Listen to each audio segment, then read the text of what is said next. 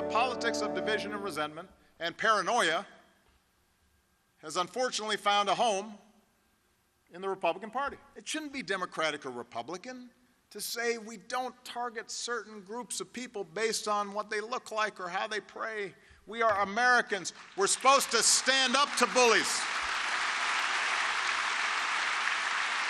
not follow them. It's been a challenging week for U.S. President Donald Trump. His predecessor, Barack Obama, emerged today to kick off Democratic campaigning ahead of the midterm elections. And for the first time since the 2016 election, Obama criticized Trump by name. Add to that, an unknown senior official in the White House published a scathing op-ed in the New York Times. So how could this all play out just 2 months before those midterms? Joining me now from Washington is McKay Coppins, staff writer at The Atlantic. Hi, Mr. Coppins. Great to see you again. Thanks for having me. So what did you make of Mr. Obama's speech today, and how much of it is motivated by the midterms? Well, I did think it was interesting that he named President Trump in his criticism. I remember last year I covered a speech that President Obama had given on behalf of then gubernatorial candidate in Virginia. And while he hit a lot of the notes that he hit today and kind of talked about the politics of resentment and grievance and discrimination that are kind of polluting our political culture here in the U.S., he was very careful not to go after the president by name, which is kind of a norm and a tradition that we've had in this country for a long time. The current president, or the former presidents, try to stay out of presidential politics when somebody else is in this office. I think that you're right that the midterms have a lot to do with it.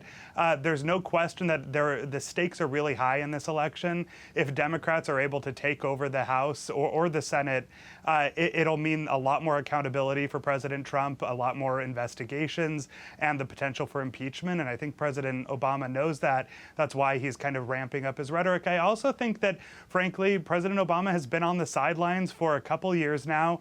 He's gotten a lot of criticism for it from his fellow Democrats who say, you know, this is a moment of crisis in our country and we need to hear from you. And I think that that's part of why we're hearing him speak out now. Do you think it's certain, though, that his increased presence will actually help Democrats? And I ask because he definitely ramped it up also in the election with Hillary Clinton, and that did not seem to work.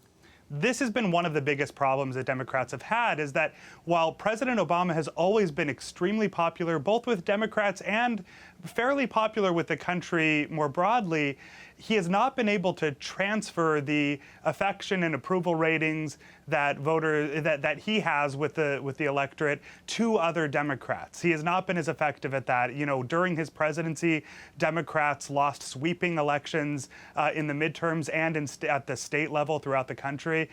So it is an open question whether these speeches will actually have an effect on the ground. But I mean, they probably can't hurt.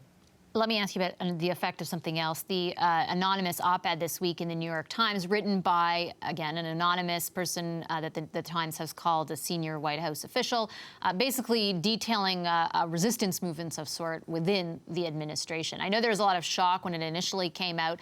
Do you think there is going to be some lasting impact attached to that?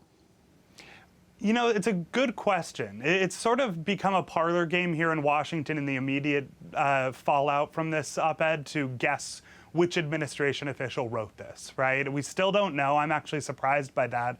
I thought we would have been able to sleuth it out by now, but the New York Times has done a good job of protecting its source. I think there are a couple ways that this could have an impact. One is that these aren't things that we haven't heard before. You know, there have been anonymous quotes from administration officials throughout Trump's presidency making essentially these same points. But to do it in such a brazen way, in such a high-profile way, to write an op-ed and to claim that there are dozens of like-minded people within the administration could prompt this president to take extreme action. And, you know, just today we saw reporting that the president wants the Justice Department to start investigating this op-ed, which, you know, obviously raises a lot of First Amendment concerns, a lot of press freedom concerns. The New York Times came out and said that they hope the Justice Department knows that doing so would be a violation of First Amendment rights. I think that's where a lot of the action is going to be. You know, what Trump decides to do in response to this. Obviously, he's very angry, and you could see him start to take kind of erratic actions in response to it. I also found it interesting that he didn't necessarily shy away from addressing it in numerous rallies this week. What did you make of I guess, the reaction at those rallies, and what does it say about his base? Well, you know, this is an important point because throughout Trump's presidency, almost from day one, he has kind of amplified and advanced this deep state narrative where he claims that there are people embedded deep in the government who are working to undermine his presidency and subvert the will of the people, and that those people need to be rooted out.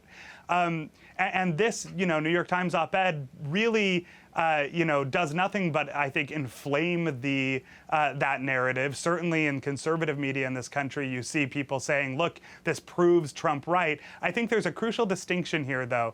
While Trump supporters certainly are eating this up and saying, look, we need to rally around this president and protect him, the thing about this op-ed is that it wasn't written by some bureaucrat deep inside the federal government. It was written apparently by somebody who was appointed by the president. And he's saying that a lot of the person, he or she who wrote this op-ed, says that a lot of the other people who are involved in this inside resistance movement, as it were, are fellow Trump appointees, which means that these aren't people who have some kind of partisan grudge against the president. Apparently, they're people who he hired, and I think that that matters. All right, I'll leave it there. Thanks for your insight, Mr. Coppins. Thank you.